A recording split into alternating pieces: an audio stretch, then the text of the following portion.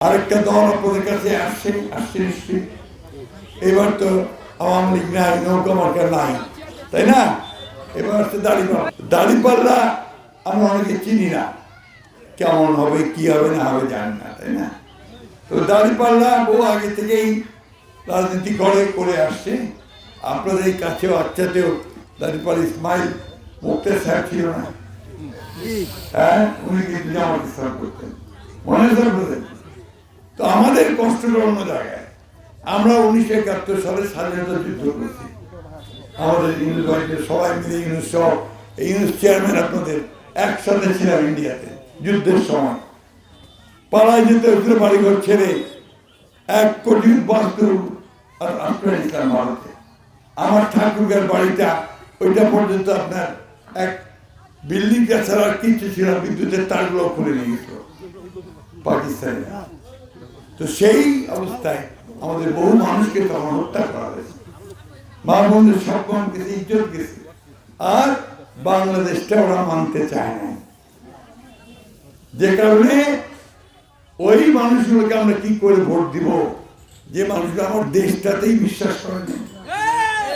শুধু বাংলাদেশ না, ওরা পাকিস্তানও দেয় নাই। যখন পাকিস্তান হয় 47 সালে, তো ওটারও বিরোধিতা করছিল, এটা অনেকে জানেন না। মওদুদি সাহেব তার যে প্রধান নেতা, মওদুদির জামাত বলে সবাইকে। এই মওদুদি সাহেব আপনারা শুনলে অবাক হবেন, ইসলামের নতুন থিওরি বাইর করছে, যেটা আপনাদেরকে দিব, যেটা আমাদের ইসলাম ধর্মটাকে মানে না। ওনাকে বলে যে উনি ইসলাম ধর্মের বাইরে গিয়ে কাজ করছেন। সুতরাং আমরা সেই দলকে কখনো মেনে নিতে পারি না যারা আমার ধর্মের বিরুদ্ধে কাজ করছে, আমার দেশের বিরুদ্ধে কাজ করছে, আমার মানুষের গণহত্যার ব্যাপারে সহযোগিতা করছে। তাদেরকে আমরা কখনো মেনে নিতে পারি না। আমরা তাদেরকে সমর্থন দিব যারা ন্যায়ের কাজ করবে, যারা দেশের কাজ করবে। আমার নেতা শহীদ প্রেসিডেন্ট জিয়া রহমান স্বাধীনতার ঘোষণা দিয়েছে। বন্ধুরা, আজকে সবসময় মনে রাখতে হবে যে সেই সরকারটাই আমাদের দরকার, যে সরকারটার অভিজ্ঞতা আছে, কাজ করে আর ওই আমানত খেয়ানত করে না, তাই না? এটা মনে রাখতে হবে সবসময় আমাদের। আমরা আপনাদেরকে এটুকু বলতে পারি, আমি বিশেষ করে আপনাদের এখানে নির্বাচনে দাঁড়াই। আমাদের বয়স্ক মানুষ যারা আছে তাদের সবাই আমাকে চিনেন। আমার বাপের নাম ছিল চকা মিয়া, ঠিক না? উনি প্রায় আসতেন আপনাদের এখানে, এই যে কি মির্জাপুর যেতেন, গ্রামের বাড়ি, ঠিক না? আমি তার ছেলে। আপনাদের এখানে 91 সাল থেকে ইলেকশন করি।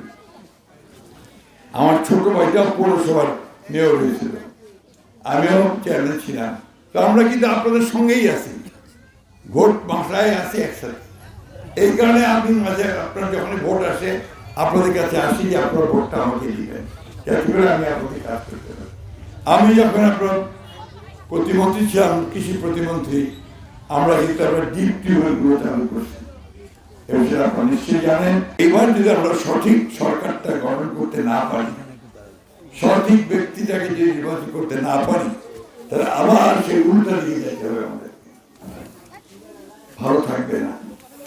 এখন যেমন আপনারা জিনিসপত্রের দাম অনেক বাড়ছে, আপনার আমাদের কৃষক ভাইরা সার ঠিক মতো পান না, দামও ঠিক মতো চলে না, তাই না? এই সমস্ত সমস্যা আছে। আমরা এটুকু বিশ্বাস করি, আমরা যে সরকারে আসতে পারি তাহলে আমরা এই সমস্যাগুলো সমাধান করতে পারবো। আমাদের নেতা তারেক রহমান সাহেব গতকাল আসছিলেন রংপুরে এসে দুইটা আমার জন্য, আমি তো কৃষির লোক, কৃষি মন্ত্রীও ছিলাম, প্রতিমন্ত্রী ছিলাম, আমরা জানেন, তাই না? দুইটা খুব সুন্দর কথা বলে গেছে, আমার খুব পছন্দ হয়েছে। যে 10,000 টাকা পর্যন্ত যে সমস্ত কৃষকের কৃষি ঋণ আছে ব্যাংকে, সেটা সুদ সহ মাফ করে।